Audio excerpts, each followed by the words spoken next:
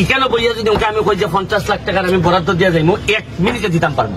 চিন্তা করি যে গত 15-20 বছর ধরে ইটা কাটেন গেল কোন 4.5 মাস মাত্র 29 কোটি টাকার বরাদ্দ আমার নামে। আমি বিদেশি সিস্টেম করছি, চা বাগানের ভিতরে যত ব্যবসা হইব এখানে চা বাগানের শ্রমিকদের রাখুন, এরা চা বাগানের সাথে সাথে এরা নিজেরাও ইনকামে। যেমন আমি 3টা এখানে চিন্তা করছি রাখতে চাই, সবগুলো দিয়ে দিলাইছি আমি চা বাগানের শ্রমিকদের, আমার অন্য লোক দিতাম না। কারণ চা বাগানের লোক দিয়ে আমি চালাই।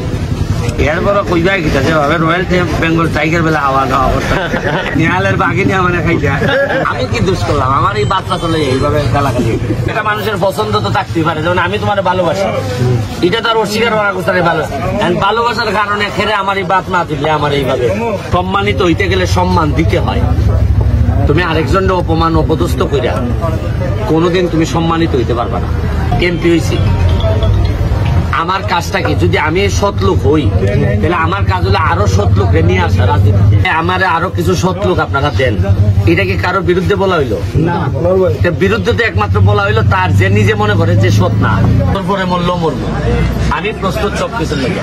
মরার আগে আমার সোনারঘাট মাধবপুর ইভেন সারা বাংলাদেশে যারা বাংলাদেশের ক্ষতি করছে তারারে আমি শান্তিতে ঘুমাইতে দিতাম না। আমি নিজেও ঘুমাইতাম না শান্তিতে। চা বাগানের মানুষের ঘাম দেখলে আমার 50 বছর ধরে এরা ঘামতেছে, কিন্তু এদের জীবনে কোনো পরিবর্তন আসে নাই।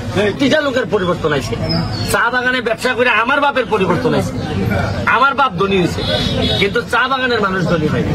এই ধনী হওয়ার অধিকার চা বাগানের মানুষের আছে। আমি বানাই দিয়ে স্যার মেয়েরা দেখুন আমি কিতা খেলা দিয়ে দিই।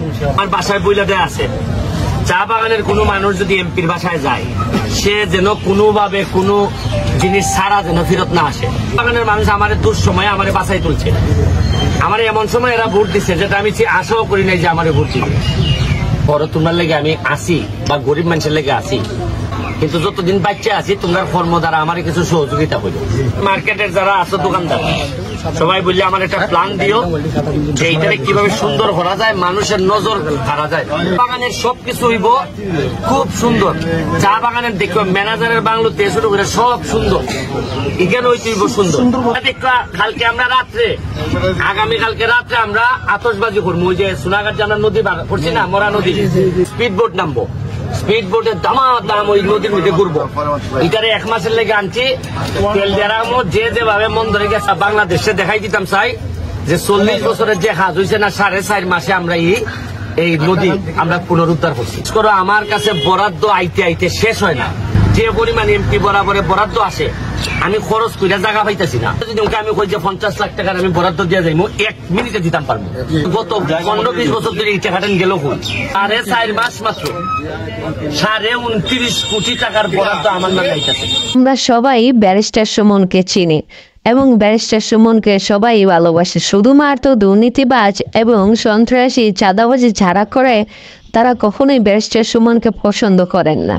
ব্যারিস্টার সুমন ন্যায়ের পক্ষে, অন্যায়ের বিরুদ্ধে, দুর্নীতির বিরুদ্ধে, সকল অবৈধ কাজের বিরুদ্ধে লড়ে যান এবং যাচ্ছেন। তিনি এমপি হওয়ার আগে মানুষের উন্নয়নের জন্য যেভাবে কাজ করে গেছেন, এমপি হওয়ার পর থেকেও আরও সুন্দরভাবে কাজ করে গিয়েছেন। তার উন্নয়নের ধারাটা অব্যাহত রেখেছেন। তিনি এমন একজন এমপি, তিনি এমপি হওয়ার সাথে সাথে তার আসনের সকল দৃশ্যই পরিবর্তন করে দিয়েছেন। এবং কিছুদিন আগেও আমরা দেখেছি একটি মরা নদীকে কয়েক বছর ধরে ময়লা আবর্জনায় ভরা নদীকে তিনি জীবিত উদ্ধার করেছেন এবং সেখানে পার্ক করবেন তাও দাবি করেছেন।